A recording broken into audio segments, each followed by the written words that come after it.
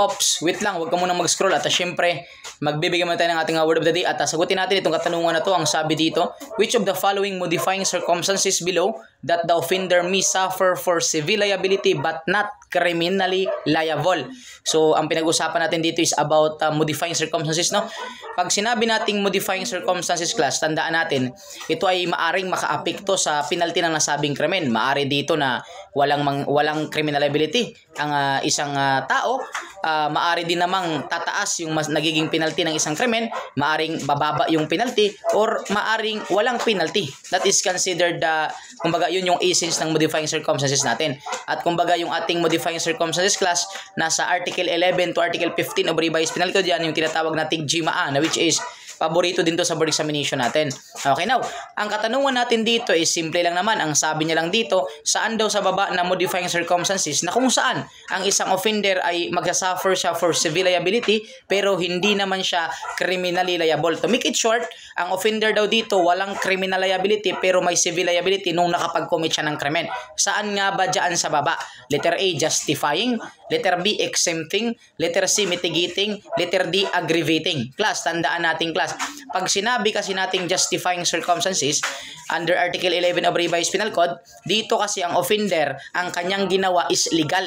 Kaya nga, nandyan papasok yung mga defense natin. Self-defense, defense of honor, defense of chastity, defense of property, including yung defense of stranger natin. Papasok dyan sa justifying circumstances. Ang tandaan natin, class, in general rule, ang justifying circumstances, ito ay, kumbaga, isang pagkakataon na kung saan ang isang krimen na ginawa ng isang tao, it's because yung kanyang ginawa kasi is kumbaga naayon sa batas, legal, therefore ang offender dito natin is does not suffer criminal and civil liability. So ulitin ko, dito sa justifying circumstances, there is no criminal and civil liability ang isang tao o ang isang offender natin. That is considered the essence of justifying circumstances. Pagdating naman natin dito sa mitigating circumstances class, so alam naman natin, no, ang mitigating circumstances under Article 13 of Revised Penal Code yan. Pero bago yan, exempting muna tayo, pasunurin na natin para hindi tayo malito. Article 11, justifying circumstances. Article 12 natin, exempting circumstances. Sa exempting circumstances natin class, tandaan natin, dito si offender, nung nag-commit siya ng isang krimen, pero it's because ang offender natin naka-avail ng exemption, it's because papasok yung insanity, invisibility, or minority, maaring wala siyang criminal liability pero meron siyang civil liability. Iba kasi kanina class sa justifying kasi no criminal, no civil liability. Pagdating sa exempting circumstances, no criminal liability but there is civil liability in general rule. Okay? That is considered exempting circumstances natin. Pagdating naman sa mitigating circumstances class under Article 13 of Revised Penal Code, dito, ang isang offender na nag-commit siya ng krimen, still, meron na siyang criminal liability tsaka meron din siyang civil. So, ibig sabihin, may criminal tsaka may civil liability na siya. Pero, yung criminal liability niya dito is maaring mababa lamang. That is considered mitigating circumstances natin. Pagdating naman sa aggravating circumstances, opposite naman siya ng mitigating.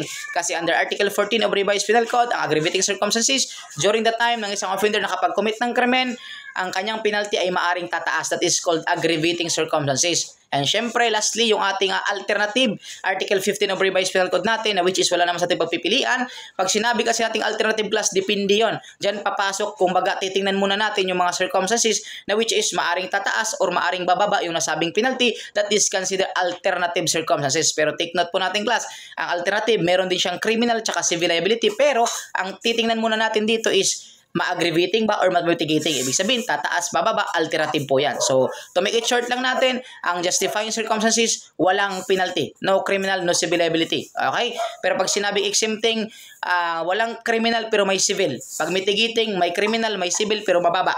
Pagdating naman sa aggravating, may criminal, may civil, mataas. Pagdating sa alternative, may criminal, may civil, pero depende kung bababa o tataas. That is considered the essence of modifying circumstances natin. So, the correct answer natin dito is klaro naman class kasi sinabi niya na ang offender daw, meron siyang civil pero walang criminal liability. So, therefore, the answer natin is exempting circumstances. That is called bravo po sagot natin dito.